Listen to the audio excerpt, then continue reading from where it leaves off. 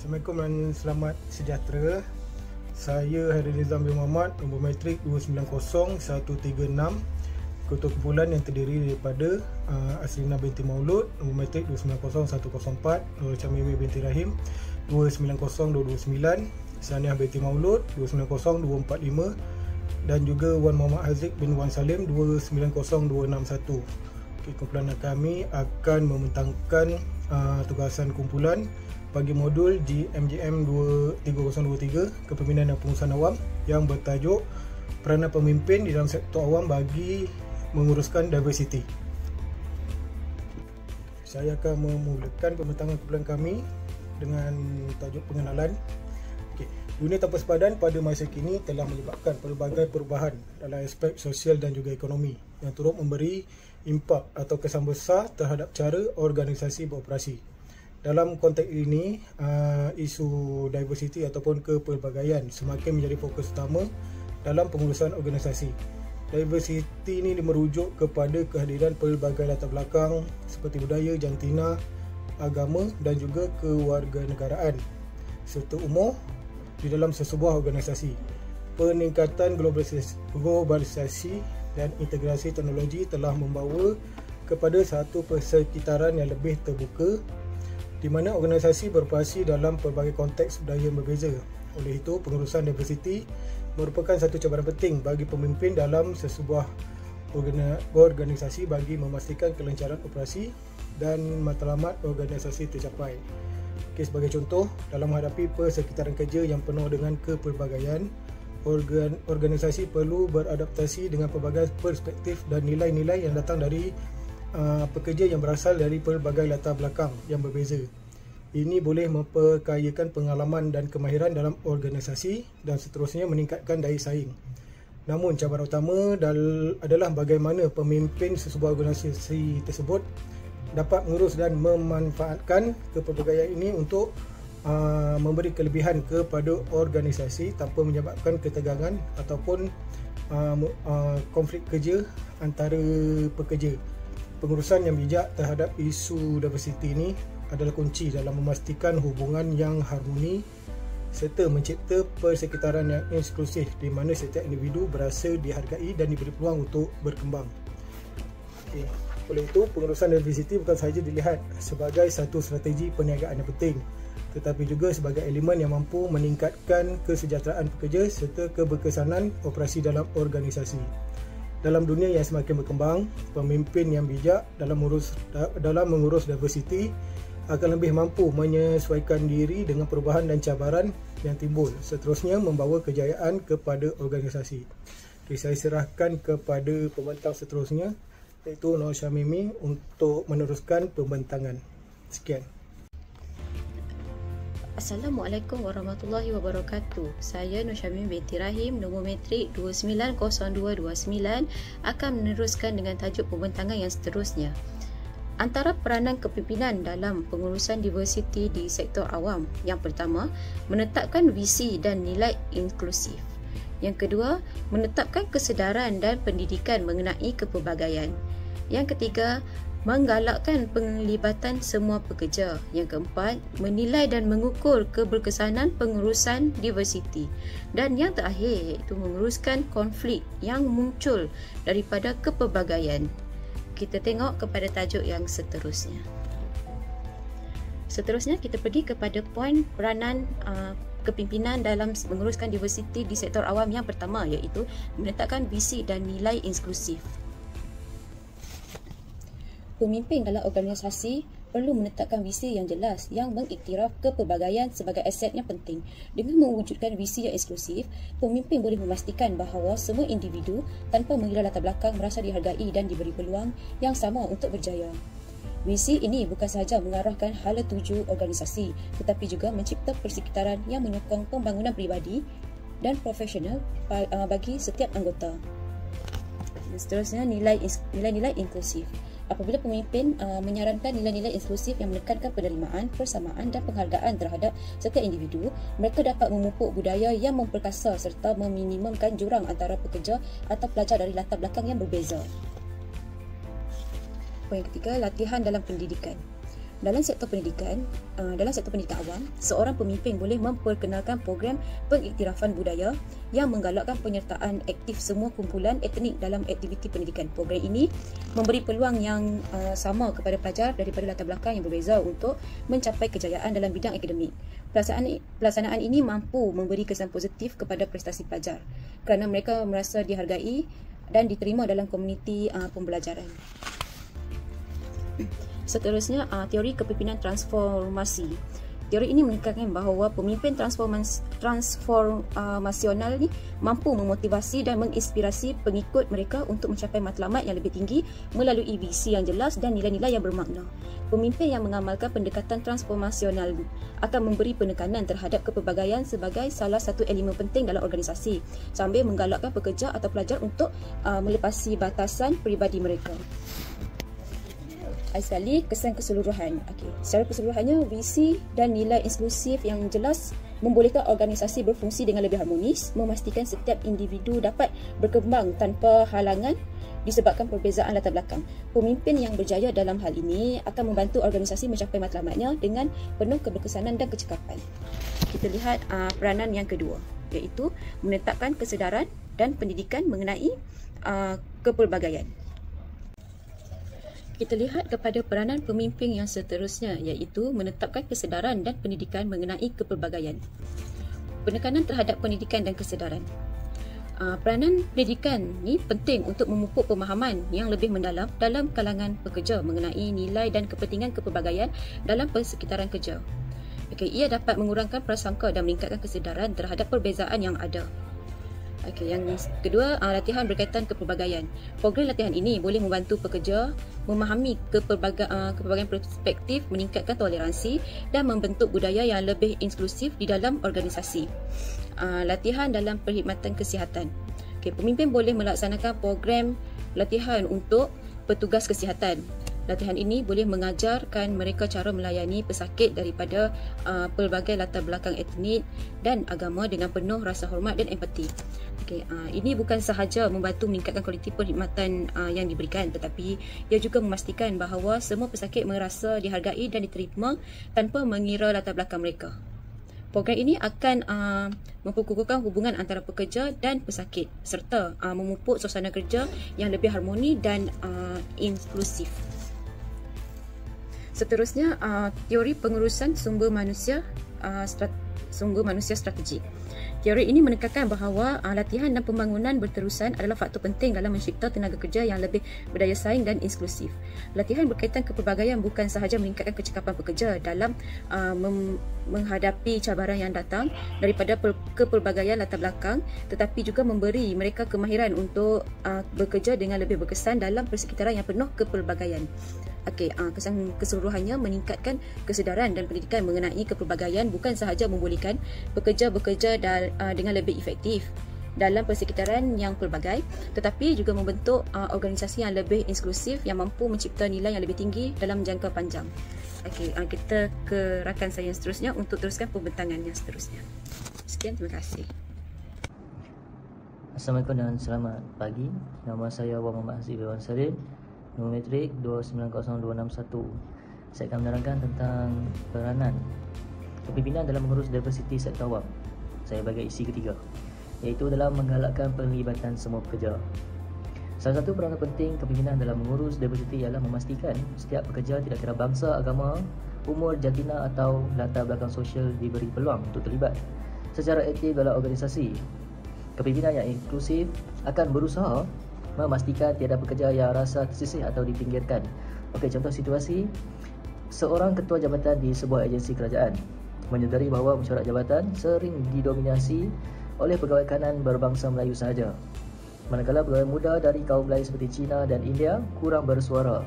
Bagi menggalakkan perkhidmatan semua pihak, ketua jabatan tersebut mengubah format mesyuarat supaya setiap orang diberi peluang bercakap, mengadakan sesi open floor khas untuk idea dan cadangan daripada semua kaki tangan tanpa mengira jawatan. Yang ketiga, mewujudkan kumpulan kerja kecil yang berbagai dari segi kaum dan peranan supaya semua dapat menyumbang secara lebih aktif. Poin yang keempat, menilai dan mengukur keberkesanan pengurusan diversiti. Peranan kepimpinan dalam menilai Dan mengukur keberkesanan perusahaan diversiti adalah penting untuk memastikan setiap inisiatif yang dijalankan benar-benar memberi kesan positif kepada organisasi. Pemimpin perlu menggunakan kaedah yang sistematik seperti soal selidik, temu bual atau penilaian prestasi untuk mengumpul maklum balas daripada pekerja mengenai suasana kerja yang inklusif dan adil. Sebagai contoh, seorang pengarah di agensi kerajaan menjalankan kaji selidik tahunan mengenai kepuasan pekerja terhadap amalan kepelbagaian dan inklusiviti di tempat kerja. Hasil kaji selidik tersebut digunakan untuk mengenal pasti isu seperti ketidakseimbangan peluang kenaikan pangkat antara kaum atau jantina. Berdasarkan data itu, tindakan penambahbaikan dirancang seperti mengadakan bengkel kesetaraan atau menyemak semula dasar sumber manusia. Melalui proses ini, pemimpin dapat menilai sejauh mana dasar diversiti berfungsi dan memastikan setiap pekerja dilayan dengan adil serta diberi peluang yang sama rata. Poin yang terakhir, mengurus konflik yang muncul daripada kepelbagaian. Dalam organisasi sektor awam yang terdiri daripada pelbagai kaum, agama dan budaya, konflik boleh berlaku disebabkan perbezaan pandangan, nilai atau cara bekerja.